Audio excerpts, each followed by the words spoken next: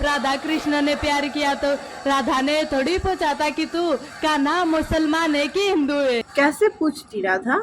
राधा को तो खुद पता था तब मुस्लिम नाम की कोई चीज़ एग्जिस्ट नहीं करती थी और कृष्ण स्वयं भगवान है, सनातन है, तो राधा कैसे पूछती? आप लोग ने ना अपने प्यार से भगवान के प्यार को यूँ कंपेयर कर लेते हो क्योंकि आपको पता ही नहीं है कि भगवान क्या होता है।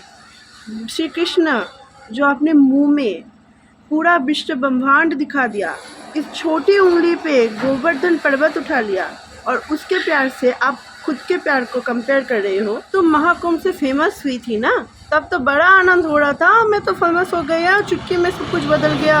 और अब जब तुम कोई और धर्म के लोग से शादी करके ट्रोल हो रही हो तो खुद झेल लो ना, क्यों भगवान को लेकर आ रहे हो इसमें? खुद झेल लो। अब जब तुम फेमस हुई थी तब तो बड़ा आनंद हो रहा था और अब जब ट्रोल हो रही हो तो उसको भी खुद ही झेल लो।